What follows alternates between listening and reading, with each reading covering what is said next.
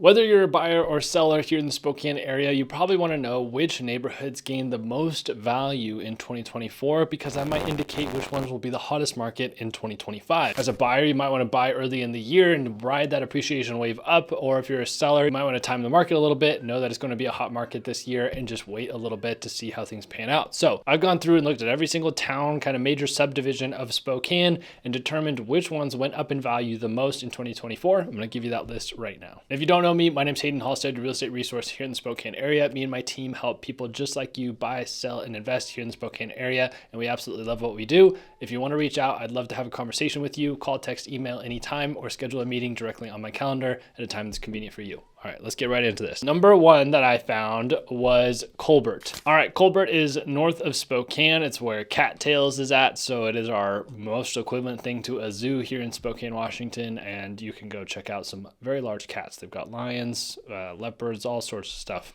It's a great experience, but it is also the gateway to kind of the Green Bluff area and things like that, but there's a handful of housing communities. There's some rural properties, things like that, but they went up, that area went up 3.7% over 2024, up to 610,000. And so I should give you some context that in 2024, the prices went up an average of 2.4% across the entire Spokane multiple listing service. Every house that I have available to sell to you went up on an average of 2.4%. So 3.7, just a little bit of a gain above everything else. There was a lot of neighborhoods that went down. So they're really what's lifting it up is the larger areas of town like Spokane, Spokane Valley. They're being factored in here. And we'll talk about those in just a second. But this neighborhood was much more popular. The closed sales were up 8.1% from last year, so decent increase in the number of homes that were closed, and then that was above the new listing number. There was a 7.1% increase in new listings, more homes hitting the market, but more homes sold than what hit the market, which is good. It means it was very in demand. If you listed your home in the Colbert area, you were very likely to sell that property. All right, next up is Liberty Lake, a similar increase, 3.8%, which brought them up to 550,000 on average in that area. Closed sales were up 6.6%, and new listings were only up 0.8%. Very low increase in the number of new listings that hit the market, but many more that were getting taken off the market there. So definitely a hot market this year. I know for me, I had a lot of people looking in the Liberty Lake area. It seemed very popular this year, and I think it will continue being very popular, especially as the North Liberty Lake area continues to expand. Number three was a little surprising to me, but it was Medical Lake. I don't know anybody that moved out to Medical Lake this year, but I know some people that were flipping houses out there. Seemed like there was a lot going on. The average price increased 7.1% in Medical Lake up to $445,000. And that is so surprising even after the major fire that happened out there that took out like half the town. Unsurprisingly, new listings were way up in 2024 compared to 2023 because of the fire. They were up 29.1%, but then there was an actual drop in sales down to 18.6%. The only thing I can think of is that there were quite a few people that just listed their empty lots for sale back in 2013, and so then they wouldn't necessarily count as residential because I'm only looking at residential home sales here.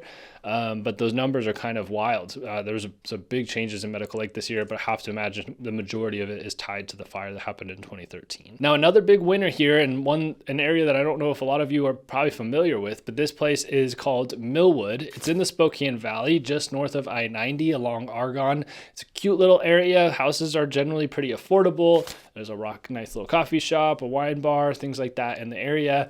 And so it's just a nice first-time home buyer neighborhood in the Spokane Valley, if that's what you're looking for. But prices there, it was popular, went up 10.8% to $385,000. Closed sales were up 7.1%, and this is a small area, so these numbers can skew one way or the other pretty rapidly. I took the entire year to try and make sure the numbers were as balanced as possible. But when I say that sales were up 7.1%, that was to get to 15 sales, 15 homes sold. And new listings went up as well to a total of 24 new listings. So only 2/3 of the homes that hit the market have sold so far. All right, I'm going to say the neighborhood that I think had the most new interest this year for last, and we'll just touch base quickly on the Spokane area and the Spokane Valley, because really they are the what determine the average, because there's so many more home sales. There was like 3,300 home sales in the city of Spokane itself compared to Milwood that had like 15. So it's obviously going to skew the numbers a little bit. But Spokane had an average price increase of 2.6%, bringing the average price to $400,000. Sales were down just 2% from last year, and new listings were up 10.5%. Quite a few homes hit the market compared to last year, and not many more were selling. But the Spokane Valley was getting a lot more popular this year with a price increase of 3.2%, bringing it to $440,000. And so something to note, because I talked to somebody about this, Spokane Valley is more expensive than Spokane. Somebody that says Spokane Valley is cheaper. It's not cheaper. Spokane Valley is more expensive at $440. It's about 10% more over in the Spokane Valley. Their sales increased by 9.7%. So there's almost a 10% increase in the number of homes sold over there. And new listings were up 13% in the Spokane Valley. So very popular this year. And last but not least, the one that I think was very interesting, Otis Orchards, which is northeast of the valley. This had an increase of 4.6% in price up to $591.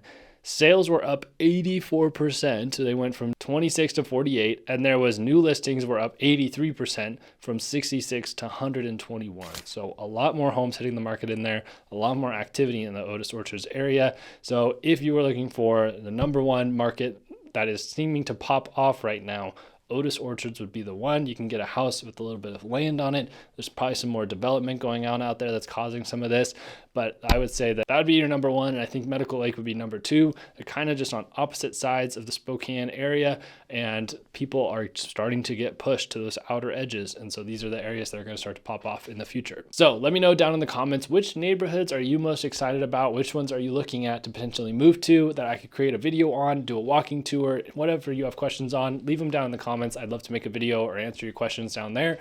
Thank you so much for watching. Like, subscribe, and I'll see you in the next one.